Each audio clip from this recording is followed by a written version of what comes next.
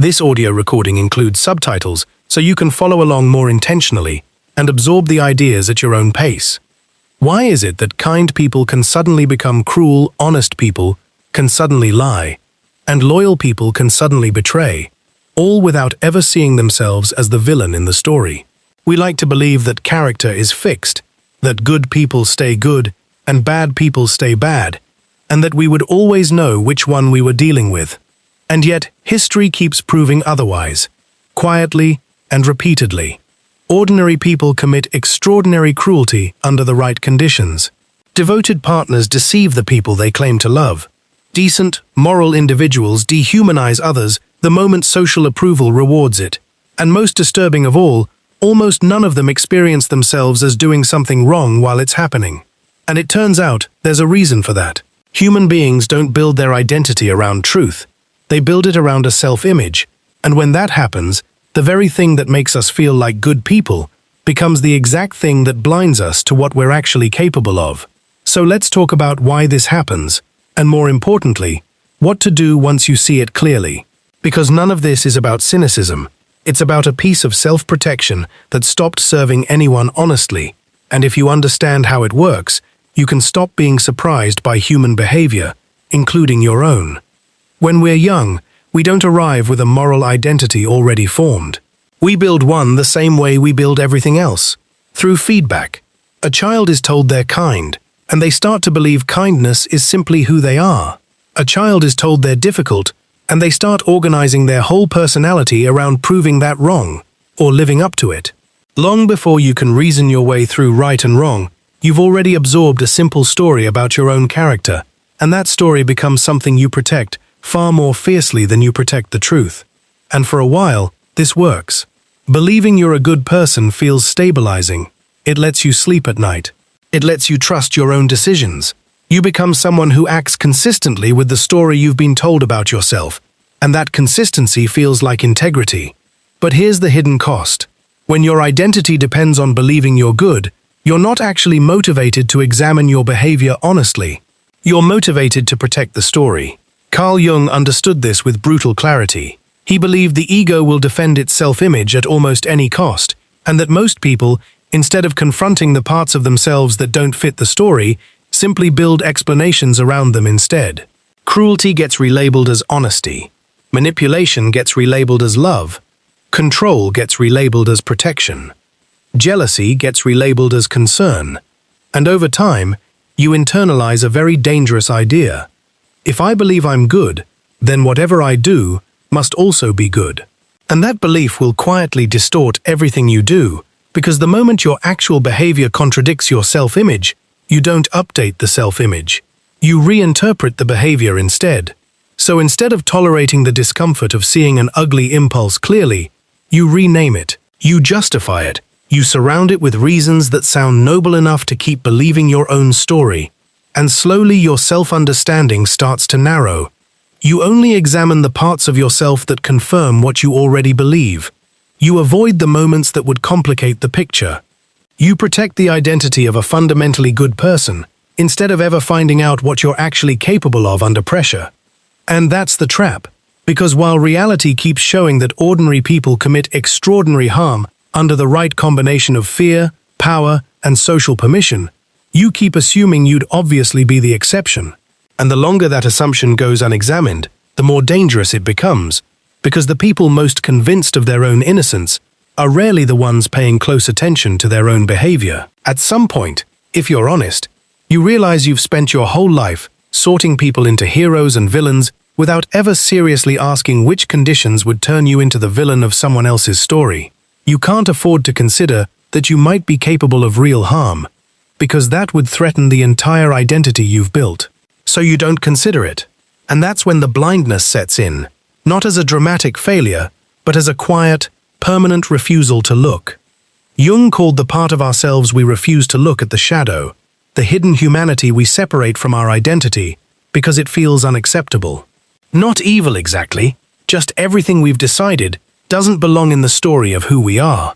The jealousy, the need for control, the cruelty we'd rather not admit we're capable of, the desire to dominate, the desire to be chosen over someone else. Jung believed the more someone avoids confronting that shadow, the more it operates without their awareness, leaking out sideways through passive aggression, hidden resentment, or sudden behavior that seems completely out of character, when really, it was always in there, just unexamined. Because real honesty about human nature requires looking directly at what you'd rather not see, not managing your image around it. Think about it. The people who present themselves as morally certain, endlessly innocent, incapable of the things they condemn in others, are often the ones with the least contact with their own shadow, and the shadow doesn't disappear just because you refuse to look at it. It waits for conditions, and if you keep assuming your goodness is permanent, rather than conditional, you miss the exact self-knowledge that would actually protect you and the people around you. You don't examine why you enjoyed someone else's failure a little too much. You don't examine why you withheld affection to regain control in an argument. You don't examine the quiet satisfaction you felt when someone who challenged you got humbled, and without realizing it, you start mistaking your untested self-image for actual character. But you still want to believe you understand people, right? So what do? You lean on what you know. Judgment. You sort people quickly into categories, good and bad, safe and dangerous. And this lets you feel oriented in a confusing social world.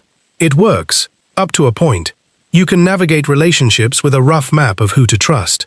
But underneath, that map is unreliable, because human behavior isn't a fixed trait, it's a conditional response.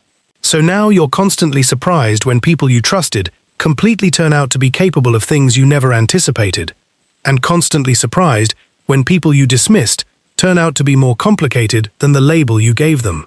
This is where the confusion deepens. But you're perceptive, right?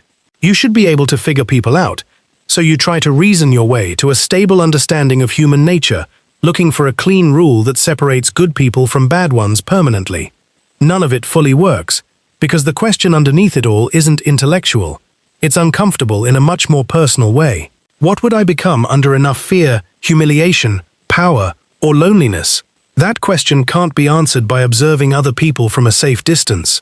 It can only be approached by honestly examining your own reactions under pressure, which is precisely the thing most people spend their whole lives avoiding. And when that discomfort becomes too sharp, when the possibility that you're not simply and permanently good becomes too threatening, that's when a final defense kicks in. You tell yourself, I'm just not like those people. I would never do what they did.